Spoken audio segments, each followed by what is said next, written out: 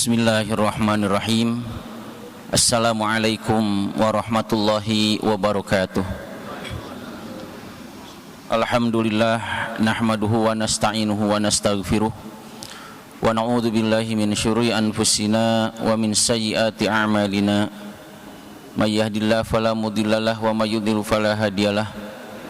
Asyhadu an la ilaha illallah wahdahu la syarikalah wa asyhadu anna Muhammadan abduhu wa rasuluhu la nabiyya ba'dah.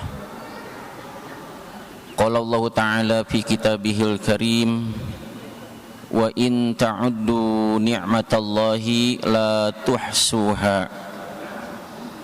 Wa qala an-nabiy sallallahu alaihi wasallam ni'matani maghbunun fihima katsirun minan nas as-sihhatu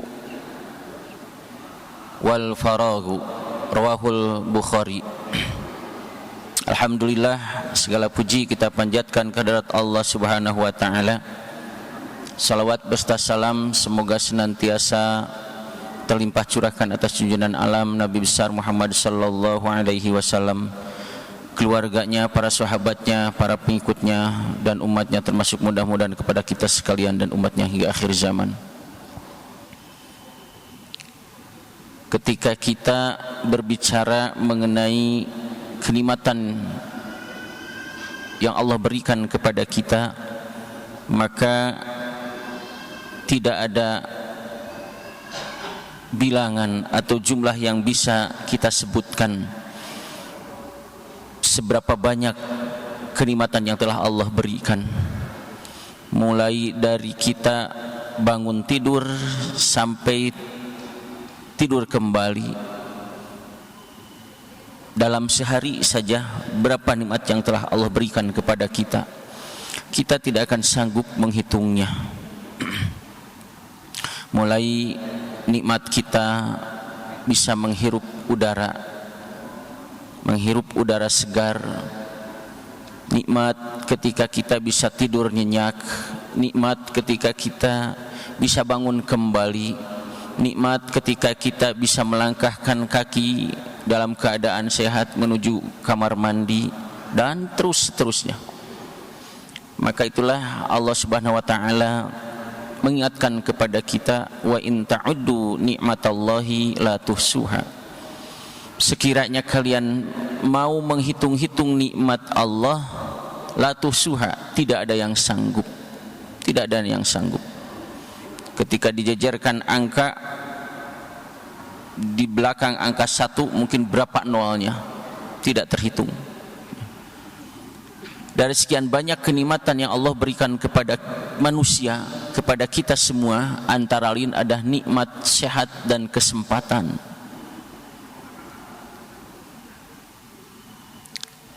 Dan kita mulai sadar atau kita sadar nikmatnya sehat ketika kita diuji oleh Allah Subhanahu wa taala berupa sakit. Padahal kemarin ya lagi saya sehat, saya bisa melakukan ini, saya bisa melakukan itu dan lain sebagainya. Sekarang saya sudah atau lagi sakit, tidak bisa melakukan itu.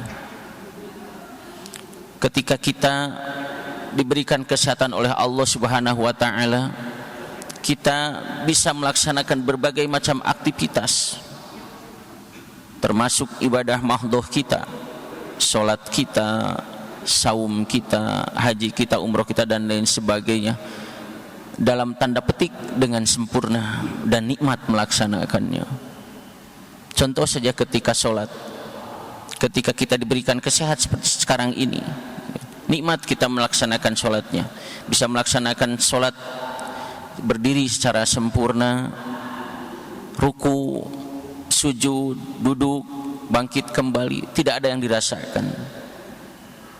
Tapi ketika Allah mengirimkan makhluknya berupa sakit, jangankan sakit yang parah, sakit di lutut saja, jamaah hadirin semuanya, sholat itu kita lakukan kurang sempurna kenikmatannya.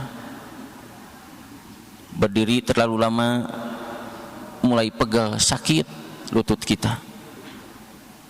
mau sujud terkadang susah kita mau menekukan kaki ini. Kenapa? Sakit lutut kita. Bisa kita duduk, ketika bangkit susah kembali.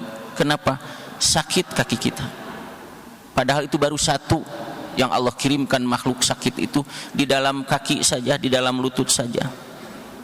Bayangkan kalau Allah berikan sakit itu berupa yang komplikatif pada tubuh kita.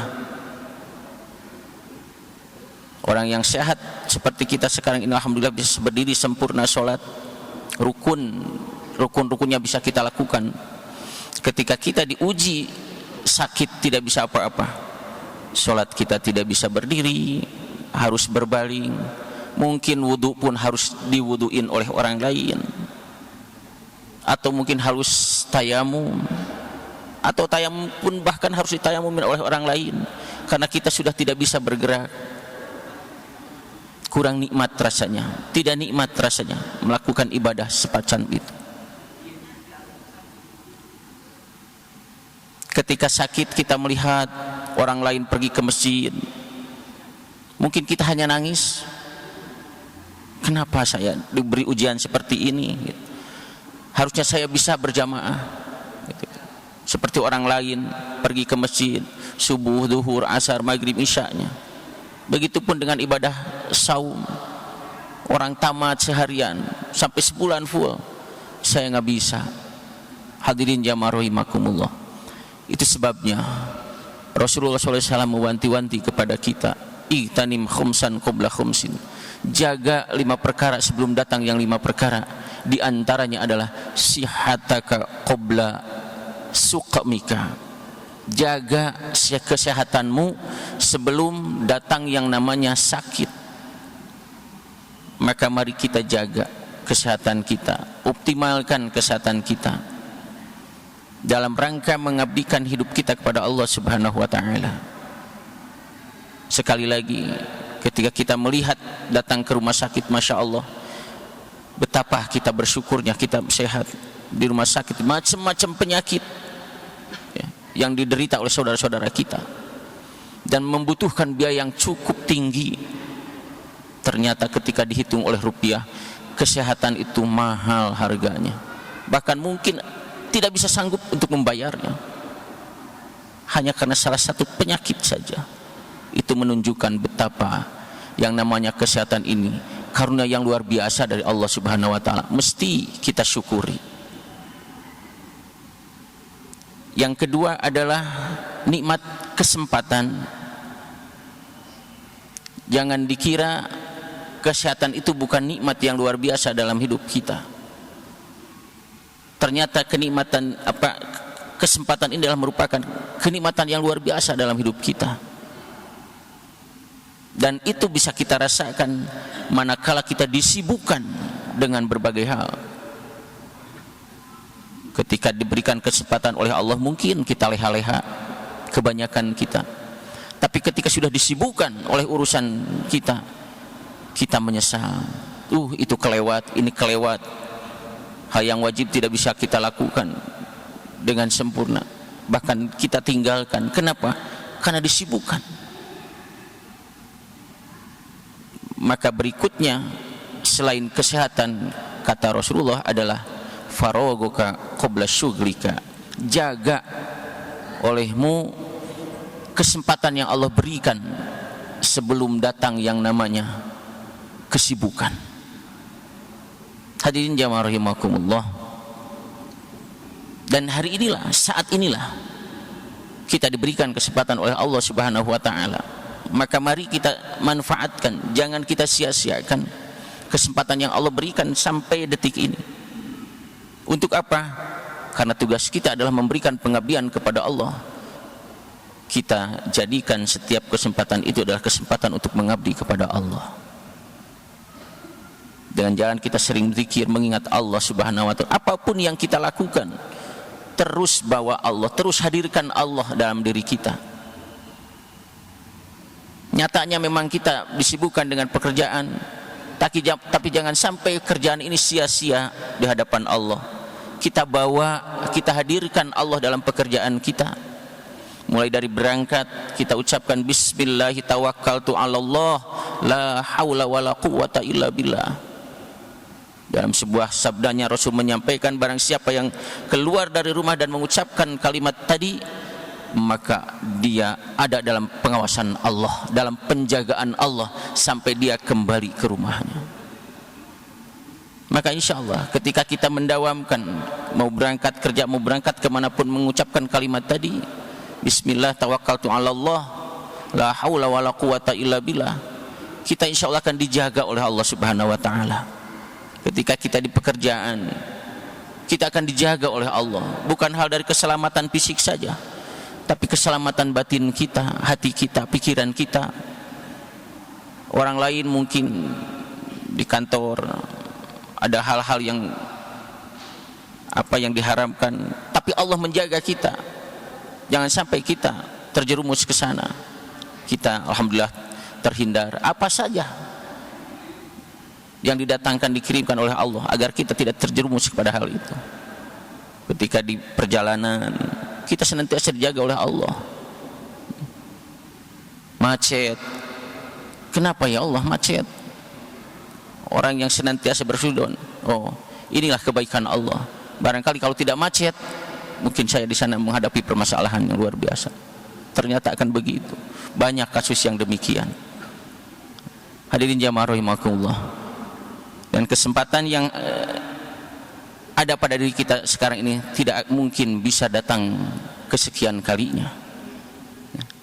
Dan semuanya kebaikan kita, baik dunia maupun akhirat kelak, tergantung kepada kesempatan yang Allah berikan pada saat ini. Man kana yaumuhu khairun min amsihi, barang siapa yang hari ini, saat ini adalah lebih baik daripada hari kemarinnya, bahwa robihun, maka dia adalah sungguh orang yang untung sekali. Tetapi ketika yang hari ini mislu amsihi, bahwa magbunun, maka orang tersebut dalam keadaan merugi. Apalagi kalau hari ini syarrun min amsi, lebih jelek daripada hari kemarinnya, fahuwa mal'unun, terlaknat orang tersebut. Maka semuanya dari hadis itu pun mengacu pada hari ini. Intinya mari kita jaga kesempatan yang Allah berikan, yang mungkin tidak bisa datang kedua kalinya. Allah berikan kesempatan, memberikan kesehatan, memberikan usia kepada kita, kita manfaatkan sebaik-baiknya ya. Oleh sebab itulah tadi Rasul menyampaikan hadisnya yang saya ungkapkan dalam pembukaan, nikmatani maghbunun fihi ma katsirun minan nas. Ada dua kenikmatan yang kebanyakan manusia di dalamnya melalaikan, maghbunun, yaitu as-sihah wal faragh, nikmat kesehatan dan kesempatan. Terkadang kita tidak sadar dua kenikmatan ini, seolah-olah ini bukan nikmat ya, dan seolah-olah itu bukan sesuatu yang mesti kita manfaatkan ya.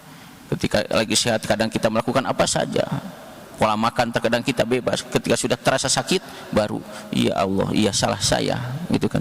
Maka jaga, kata Rasul, jaga kesehatan untuk modal ibadah, dan senantiasa mohonlah kita doa kepada Allah agar Allah memberikan kesehatan kepada kita, agar dengannya kita bisa melaksanakan ibadah kepada Allah dengan dalam tanda petik secara sempurna. Demikian hadirin jamaah rahimakumullah, tausiah singkat yang bisa saya sampaikan, mudah-mudahan bermanfaat bagi kita semua untuk bekal hidup kita hari ini dan hari yang akan datang. Terima kasih. Assalamualaikum warahmatullahi wabarakatuh.